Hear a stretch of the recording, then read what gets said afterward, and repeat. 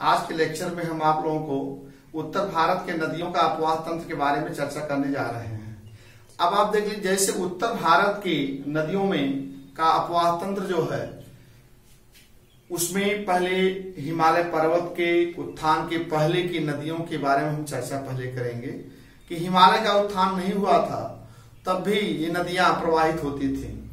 तो हिमालय के उत्थान के पहले की नदियों को पूर्ववर्ती नदियों के नाम से जाना जाता है। पूर्ववर्ती नदियां मतलब जो हिमालय की तीनों श्रेणियों को काट करके आकर के वो मैदानी भाग में प्रवेश करती हैं, चाहे वो बंगाल की खाड़ी में गिरती हो, चाहे वो अरब सागर में गिरती हो। तो इस तरह से जो है हिमालय का उत्थान नहीं हुआ था तब भी ये नदियां प्रवाहित होती थी, अर्थात ये तिब्बत के पठार से ये नदियां निकलती थी। तो आज हम आपको ले चल रहे हैं, पहले आपको मैप के माध्यम से हम आपको बताएंगे कि सिंधु नदी, ब्रह्मपुत्र नदी, कोसी नदी, सतलज नदी, ये पूर्ववर्ती नदियां हैं, हिमालय के उस पार की नदियां हैं। तो हम पहले आप बताएंगे पूर्ववर्ती नदियां के बारे में चर्चा करेंगे। तो चलिए आपको मैप के माध्यम से बता रहे हैं। देखिए यह आपका जो है ये जम्मू कश्मीर है,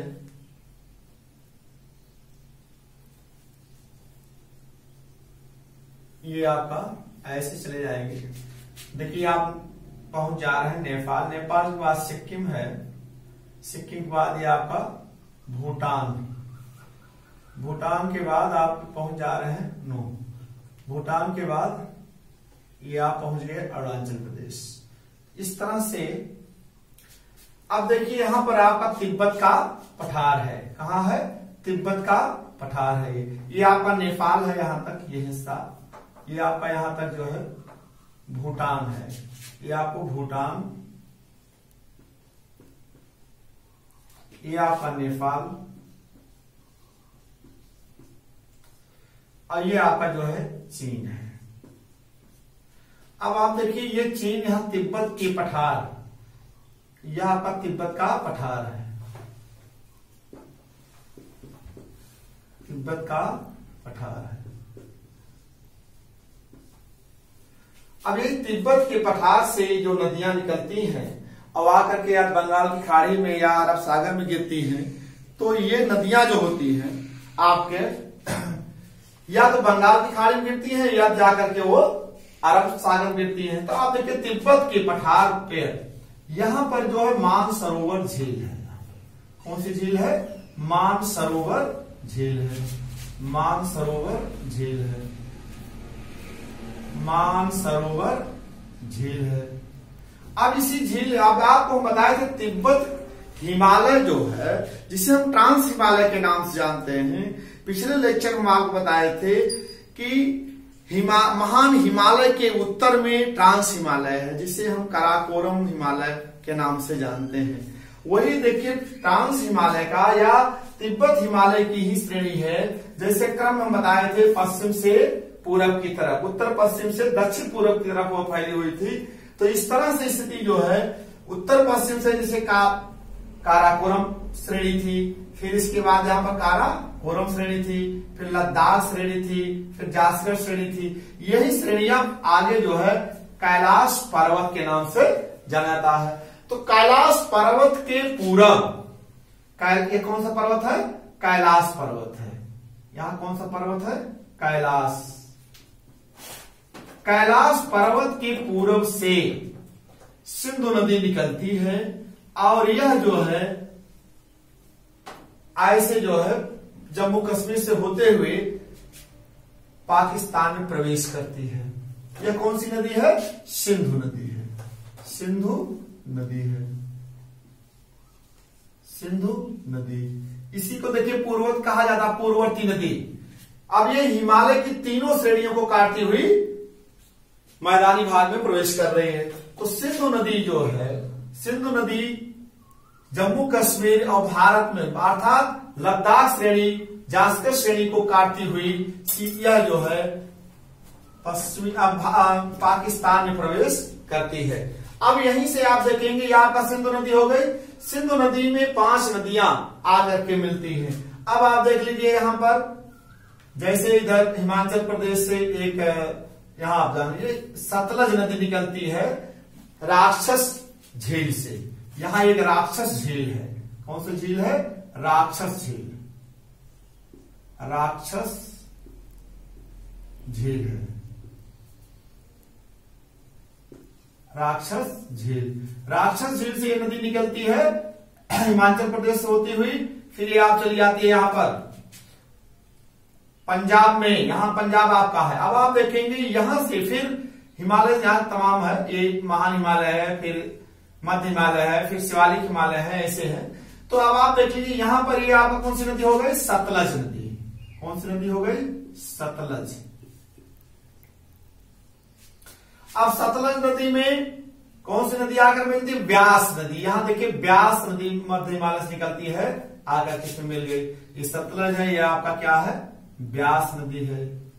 ब्यास, ये आपका हो गया ब्यास नदी। अब देख लेंगे फिर रावी नदी आती है, हिमाचल प्रदेश से निकलती है। फिर रावी नदी आकर के जो है यहां से आप एक चिनाब नदी आती है। रावी नदी जो है चिनाब नदी मिल जाती है। ये कौन सी नदी है? रावी नदी। रावी नदी है। यह आपकी कौन सी नदी है? चिनाब नदी है। चिनाब नदी है। अब देखेंगे एक आप नदी और है झेलम। झेलम नदी आकर के ये भी चिनाब नदी में मिल जाती है। कौन सी नदी है? झेलम। झेलम नदी है। अब आप देखिए यह जो है आपका स्थिति, अब ये देखिए यह आपका सतलज नदी हो गया, या ब्यास नदी हो गया, या आपका रावी नदी हो गई, या आपका चिनाब नदी हो गया, या झेलम नदी हो गई। अब ये नदियां आकर के जो है सतलज नदी, फिर आकर के ये जो है यहां पर सतलज नदी में चिनाब नदी जो है यह रावी नदी का और झेलम नदी का जल लेकर के सतलज नदी मिल जाती है। और सतलज नदी आगे जाकर के जो है सभी नदियों को जल ले जाकर के सिंधु नदी में मिल जाती है। ये आपका सिंधु नदी हो गई। जाकर के अरब, यहाँ आपका अरब सागर है, अरब सागर में गिर जाती है। अरब सागर है, अरब सागर है, यह मुहाना है इसका। अब आप देख लीजिए यहां पर जो है जैसे परीक्षाओं पूछा जाता है सिंधु नदी जो है कितनी नदियों का जल ग्रहण लेकर के अरब सागर में गिरती है। तो अब आप सपोज कर लीजिए यहां पर और कितनी नदियां भारत के अधिकार में हैं और कितनी नदियां पाकिस्तान के अधिकार में। तो 19, अब आप पहले बताएंगे 1960, सन 1960 सिंधु नदी समझौते के अनुसार जो है पश्चिमी 3 नदियों को का पूर्ण अधिकार जो है पाकिस्तान को है और पूरब की 3 नदियों का अधिकार जो है वह भारत को है। जैसे सतलज नदी, ब्यास नदी और रावी नदी का अधिकार जो है पूर्ण रूप से भारत पर को है। और जो आपका यह क्या नाम है चिनाब नदी और झेलम नदी और सिंधु नदी, ये तीनों नदियों का अधिकार जो है किसको है?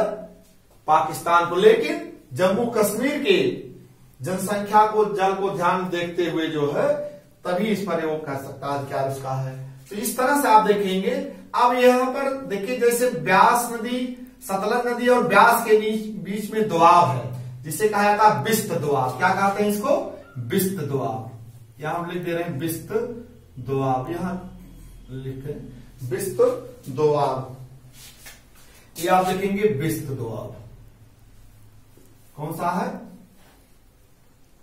बिस्त दोआब, ऐसे लिख दे रहे हैं बिस्त दोआब। बिस्त दोआब मतलब ब्यास और सतलज नदियों के बीच में जो स्थान है उसे हम बिस्त दोआब के नाम से जानते हैं। अब आप देखेंगे बिस्त दोआब हो गया। फिर आपका क्या है? ब्यास नदी और रावी नदी के बीच में जिसे हम कहते हैं रावी ब्यास। क्या कहते हैं? रावी ब्यास के, या बारी कह सकते हैं, बारी ब्यास। इसको क्या कहते हैं? बारी ब्यास हो गया। यहाँ क्या हो गया? बारी ब्यास, बारी ब्यास। अब देखेंगे रावी और चिनाब के बीच में है रावी नदी और चिनाब, इसे हम रचना दोआब के नाम से जानते हैं। क्या नाम से? रचना दोआब। अब आप देखेंगे रावी नदी और झेलम के बीच में है, इसे हम किस नाम से जानते हैं? इसको जो हम कहते हैं चाज दोआब। क्या कहते हैं? चाज। इसको हम चाज दोआब के नाम से जानते हैं, चाज है। तो इस तरह से ये दोआब हो गए। अब देखेंगे सतलज नदी, यहाँ का क्या है? सतलज नदी है, यहां देखिए सतलज नदी, और यहाँ का सिंधु नदी। कि इसके सिंधु सागर दोआब, इसको क्या कहते हैं? सिंधु सागर दोआब के नाम से हम जानते हैं। सतलज और सिंधु नदी के बीच में जो है सिंधु सागर दोआब, सिंधु सागर दोआब। दो नदियों के बीच में जो भूमि होती है उसी को हम दोआब कहते हैं। अब आप देखिए विश्व दोआब, बारी दोआब, रचना दोआब और चाज दोआब। तो आपका सिंधु सागर दोआब ये परीक्षाओं में अक्सर पूछा जाता है। अब आप जानिए सतलज नदी और सिंधु नदी, ब्रह्मपुत्र नदी, कोसी नदी, ये जो नदियां हैं इन नदियों को हम पूर्ववर्ती नदियों के नाम से जानते हैं। तो सिंधु नदी जो है आपका इस तरह से आप देखेंगे, सिंधु नदी जो है अरब सागर में गिरती है। अब भारत में यह कितना प्रवाहित होती है सिंधु नदी? 1134। भारत में इसका प्रवाह जो सिंधु नदी का प्रवाह, भारत में सिंधु नदी की लंबाई 1134 किलोमीटर है। 1134 किलोमीटर इसकी लंबाई है।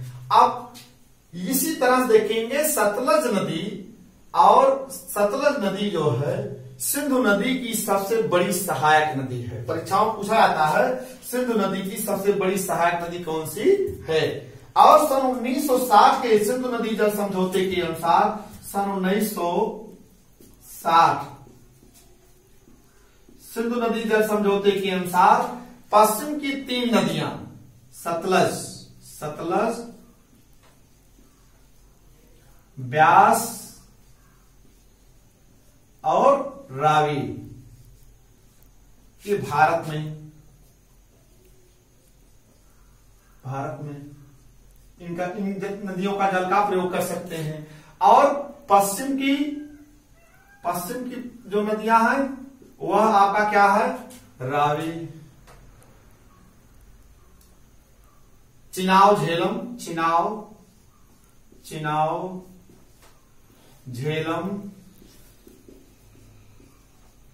सिंधु नदी। लेकिन जम्मू कश्मीर के जल को ध्यान में रखते हुए ये समझौता हुआ है। जम्मू कश्मीर तो ये पाकिस्तान में कहां है? पाकिस्तान। ये परीक्षाओं पूछा जाता है कि भारत में सतलज, ब्यास, रावी, सिंधु नदी के सन 1960 के समझौते के अनुसार पूर्ण रूप से अधिकार की नदियों पर भारत का है सतलज, ब्यास और रावी। और जम्मू कश्मीर के जल की समस्या को ध्यान देते हुए जो है पश्चिम की 3 नदियां चिनाव, झेलम और सिंधु पाकिस्तान का पूर्ण अधिकार है। इस तरह से देखिएगा। अब आपको हम जो बता दिए ये हिमालय के पूर्ववर्ती नदियां हैं 2, सतलज और सिंधु नदी। पूर्ववर्ती नदी इसमें कौन सी है? 2, सिंधु नदी और सतलज नदी और सिंधु नदी। ये हिमालय के उस पार की नदियां हैं। इसी तरह से हम आपको ले चल रहे हैं, आपको दिखाएंगे। अब ये तो आपका हो गया सिंधु नदी का। अब ब्रह्मपुत्र नदी बता दें। ब्रह्मपुत्र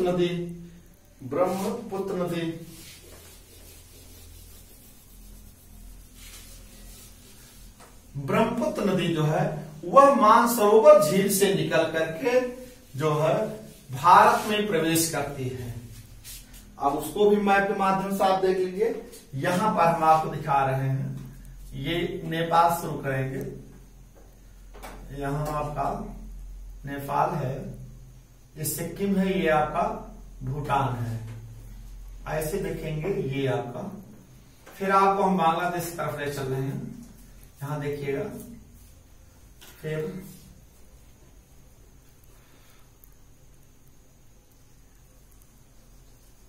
ये आप बांग्लादेश पहुंच गए, ये हो गए। अब यहां देखेंगे ये आपको क्या हो गया, बांग्लादेश। ये आपका क्या है, नेपाल। नेपाल। ये आपका क्या है, भूटान। यहीं पर आपका तिब्बत का पठार है, जो मानसरोवर झील है। ये तिब्बत का पठार है।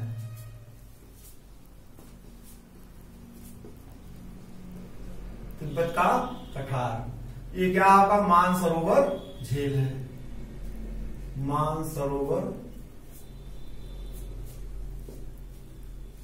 मानसरोवर झील है। यहीं से जो है आपका जो ब्रह्मपुत्र नदी निकलती है। ब्रह्मपुत्र नदी ऐसे निकलती है और यह जो है बांग्लादेश में प्रवेश करती है। ब्रह्मपुत्र नदी को तिब्बत में जो है ब्रह्मपुत्र, ये क्या आप ब्रह्मपुत्र नदी को तिब्बत में सांगपो, किस नाम जानते हैं, सांगपो, सांगपो नदी के नाम जानते हैं। या यारलुंग जंगबो, या इसे यारलुंग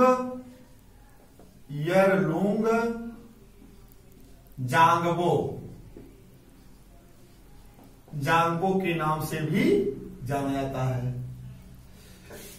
तिब्बत में ये बहुत सारे प्रश्न पूछे जाते हैं परीक्षाओं में। तिब्बत में ब्रह्मपुत्र नदी को सांगपो नदी के नाम से, ये चीन है आपका, देखिए चीन, और या तो यारलुंग जांगपो नदी के नाम से जाना जाता है। जैसे ही यह भारत में प्रवेश करती है वैसे ही इसका नाम सियांग या दिहांग के नाम से जाना जाता है। सियांग, ये आपका क्या है, भारत है। यह भारत में क्या है, यह अरुणाचल प्रदेश है। यह हिस्सा क्या है, अरुणाचल प्रदेश है। अरुणाचल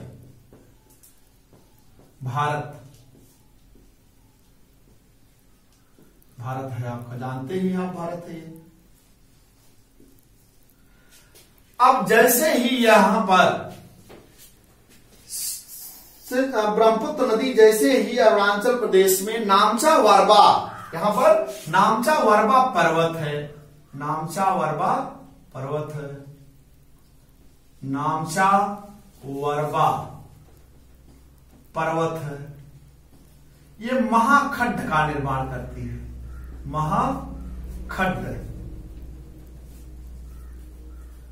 महाखड्ड का निर्माण करती है। इसकी गहराई है 7,756 मीटर। गहरे गाज का यह निर्माण करती है।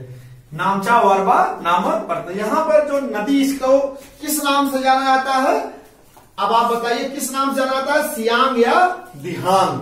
यहां पर जैसे ही ये नामचा वरबा महाखंड का निर्माण करती है, वैसे ही जैसे ही भारत में प्रवेश करती है वैसे ही अरुणाचल प्रदेश में इसे सियांग या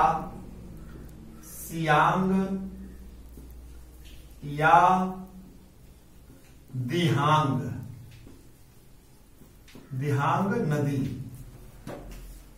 के नाम से जाना जाता है। और जैसे ही यह असम में, अब इधर आपका क्या, यहां देखिए, यहां पर नागालैंड हो जाता है। ये क्या आपका नागालैंड है। और फिर जैसे ही यह असम में प्रवेश करती है, असम में सदिया के पास लिहात या दोहिंग, तो लिहात नदी इधर से निकलती आती है, मिलती है। लिहात नदी है ये, लिहात नदी,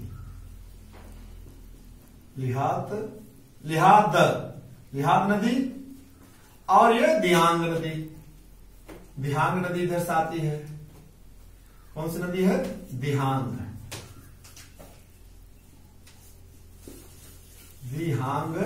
नदी। तो दिहांग नदी दिहांग नदी और लोहित नदी या लिहात नदी के नाम से जाना जाता है या लोहित है, सॉरी लोहित है। दिहांग या लोहित, लोहित है, कहीं कहीं लोहित भी लिखा रहता है। दिहांग और लोहित नदियां ये कहां मिलते हैं? सदिया के पास। सदिया एक शहर है, सदिया के पास। यहीं पर दोनों नदियां जब मिल जाती हैं तो यहीं से इसका नाम पड़ जाता है ब्रह्मपुत्र। क्या नाम पड़ता है? ब्रह्मपुत्र, ब्रह्मपुत्र नदी। अब आप देखिए, ब्रह्मपुत्र नदी को तिब्बत में सांगपो या यरलुंग जंगबो नदी के नाम से जाना जाता है। जैसे ही ये भारत में प्रवेश करती है, नामचा वर्बा पर्वत महाखंड का निर्माण करती है, नामचा महाखंड का निर्माण करती है, 7,756 मीटर गहरे गार से निकलती है। वैसे ही इसका नाम सियांग या दिहांग के नाम से जाना जाता है, या सियांग या दिहांग नदी के नाम से जाना जाता है। और जैसे ही ये असम में प्रवेश करती है, असम में इसमें दिहांग नदी और लोहित नदियां आकर के मिलती हैं, वहीं से इसका नाम ब्रह्मपुत्र नदी पड़ जाता है। ब्रह्मपुत्र नदी जैसे ही बांग्लादेश में प्रवेश करती है, वैसे ही इसका नाम क्या पड़ जाता है? जमुना नदी। इसको किस नाम से जानते हैं? जमुना नदी, जमुना नदी, जमुना नदी हो गया। ये आपका, ये इस तरह से देखिए, यह जो है आपका ब्रह्मपुत्र नदी का हो गया। ब्रह्मपुत्र नदी के कितने नाम है? परीक्षाओं में पूछा जाता है और बहुत सारे इसके प्रश्न भी बनते हैं। और ब्रह्मपुत्र नदी में एक विश्व का सबसे बड़ा नदी द्वीप है, असम में ही। उस नदी द्वीप का क्या नाम है? माजुली द्वीप। क्या नाम है उसका? माजुली द्वीप। ब्रह्मपुत्र में, असम में ब्रह्मपुत्र नदी के बीच में विश्व का सबसे बड़ा नदी द्वीप माजुली द्वीप है, माजुली द्वीप है। इसका कुल क्षेत्रफल जो है 939 वर्ग किलोमीटर। वर्तमान समय में इसका कुल क्षेत्रफल 939 वर्ग किलोमीटर है। पहले इसका कुल क्षेत्रफल कितना था? 1200 वर्ग किलोमीटर था, लेकिन अपवर्तन के कारण, कटाव के कारण इसका जो है क्षेत्रफल वर्तमान समय में 939 वर्ग किलोमीटर है। विश्व का यह सबसे बड़ा नदी द्वीप है, माजुली द्वीप है। किस राज्य में स्थित है? असम में स्थित है। तो एक प्रश्न बहुत सारे बनता है, विश्व का सबसे बड़ा नदी द्वीप किस देश में स्थित है? भारत में स्थित है। भारत के किस राज्य में स्थित है? असम राज्य में। किन नदी के बीच में स्थित है? ब्रह्मपुत्र नदी के बीच में स्थित है। तो यह आपका जो है, हम आपको उत्तर भारत की नदियों की जो पूर्ववर्ती नदियां थी, वह 3 नदियों की चर्चा कर दी है हम आपका। एक आपका सिंधु नदी हो गया, सतलज नदी हो गया, और आपका ब्रह्मपुत्र नदी हो गया। एक बचता है आपका कोसी नदी, कोसी नदी। अब देखिए, कोसी नदी भी चर्चा करें।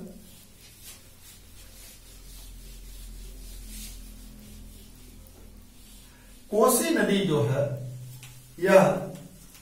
ये भी तिब्बत के पठार से गोसाई थान से निकलती है। कहां से निकलती है? गोसाई थान से, तिब्बत के पठार से। और कोसी नदी, जैसे आप ये नेपाल देख लीजिए, नेपाल अभी मैप के माध्यम से देखिए, ये आपका नेपाल है, ये सिक्किम है। अब यहां पर देखिए, ये नेपाल हो गया आपका। मैप के माध्यम से देखेंगे तो समझ में आ जाएगा। नेपाल, यहां आपका गोसाई थान है। गोसाई थान से ये क्या नाम है इसका? गोसाई थान, गोसाई थान से ये नदी निकलती है। और आकर के यह कहां मिलती है? गंगा नदी आपकी निकलती है, इधर से आती है। और फिर यहीं पर आप देखिए बांग्लादेश है,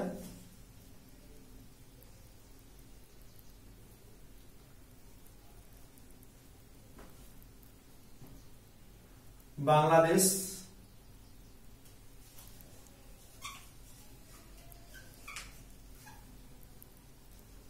ये आपका बांग्लादेश है।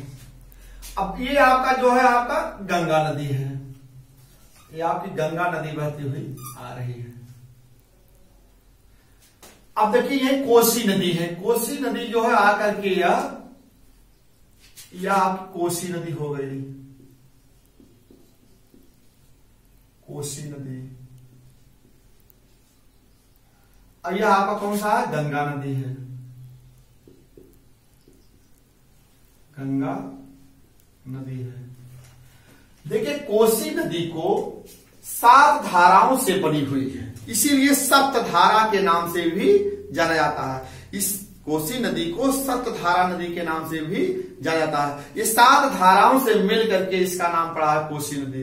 इसे सप्तधारा या सप्तकोसी नदी के नाम से भी जानते हैं। इसे जो है अरुण नदी के नाम से भी जाना जाता है।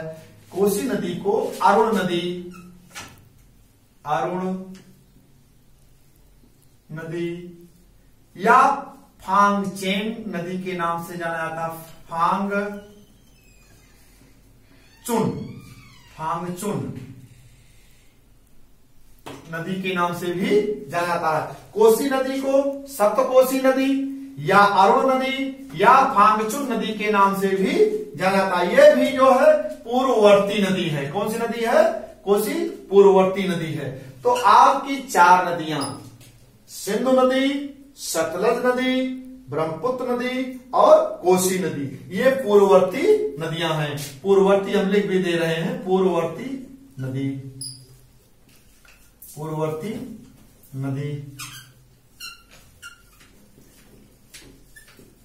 आपका सिंधु नदी, सतलज, ब्रह्मपुत्र,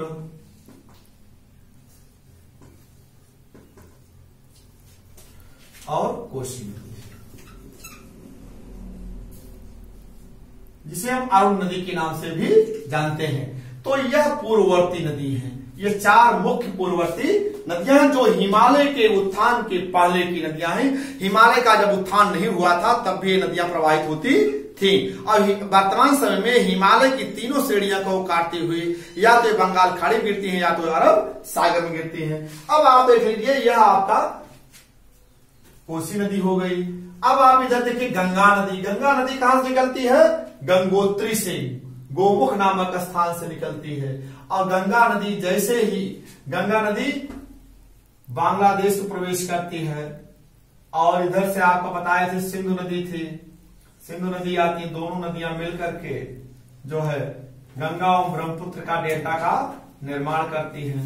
तो इसको सिंधु नदी को यहां पर ब्रह्मपुत्र नदी को बांग्लादेश में जमुना के नाम से जानते थे। किस नाम से, जमुना नदी। और गंगा नदी को बांग्लादेश में किस नाम जानते हैं, पद्मा नदी। किस नाम से, पद्मा नदी।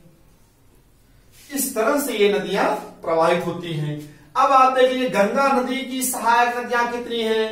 अब जैसे गंगा नदी के बाएं तट से बहने वाली नदियां और गंगा नदी के दाएं तट पर बहने वाली कौन कौन सी नदियां हैं।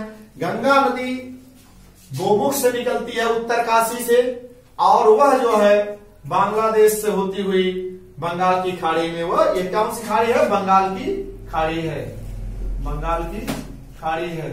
विश्व का सबसे बड़ा डेल्टा का निर्माण करती है गंगा, और ब्रह्मपुत्र डेल्टा का निर्माण करती है। अब देखिए गंगा नदी की जो बाएं तट की जो सहायक नदियां हैं आपका कौन कौन सी नदी है, गोमती नदी है, गोमती नदी, घाघरा नदी, ऐसे तमाम है। तो गंगा फिर बाएं तट पर भी इसे दिखाया नहीं जा सकता, तो आप लिख दे रहे हैं गंगा नदी के बाएं तट पर, गंगा नदी के बाएं तट पर मिलने वाली नदी है, मिलने वाली नदी। कौन सी है? अब आप समझ लीजिए, गंगा के बाएं तट पर मिलने वाली कौन कौन सी नदी है? गोमती नदी, रामगंगा नदी, राम गंगा नदी, गोमती नदी, बागमती नदी, बागमती नदी, गंडक नदी, गंडक नदी, घाघरा नदी,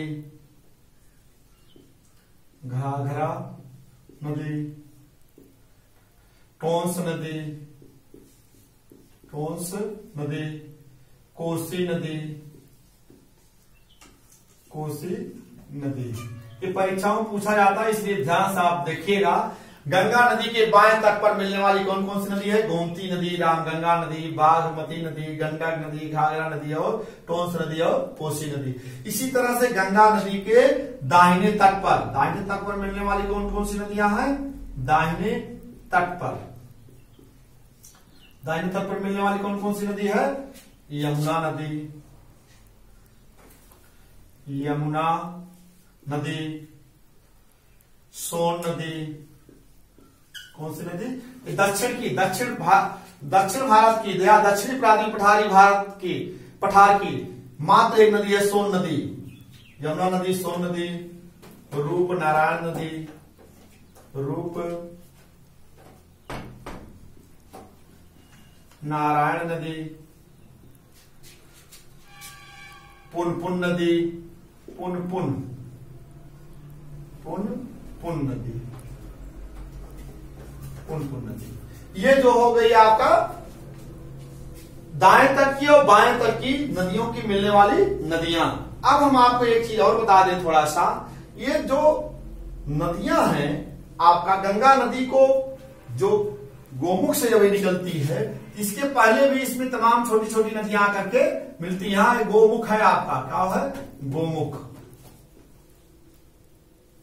तो देखिएगा वहां पर, जैसे गंगा नदी का नाम कहां से पड़ा है? पहले भागीरथी और अलकनंदा नदियां जहां मिलती हैं, उस स्थान का क्या नाम है? देवप्रयाग। भागीरथी और अलकनंदा नदी जहां मिलती हैं दोनों नदियां, उसे हम क्या कहते हैं? देवप्रयाग। ये परीक्षाओं में भी पूछा था, ये भी आप नोट कर लीजिए। गंगा नदी देवप्रयाग में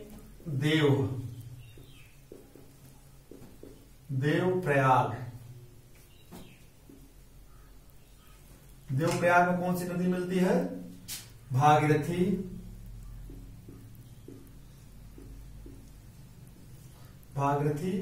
एवं अलकनंदा नदी, अलकनंदा नदी। अब फिर देखिए, देवप्रयाग हो गया, फिर कर्णप्रयाग। कर्णप्रयाग में कौन सी नदी मिलती है? कर्णप्रयाग में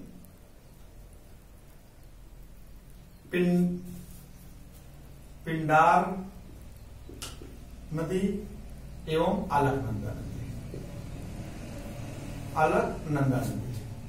फिर आप देखिए, देवप्रयाग, कर्णप्रयाग, फिर आपका एक प्रयाग भाई और है, रुद्रप्रयाग।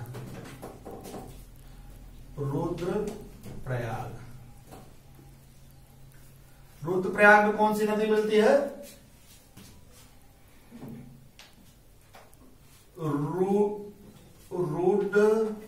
रुद्र नदी एवं अलकनंदा नदी।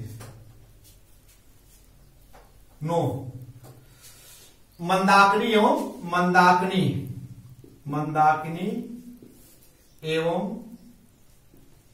अलकनंदा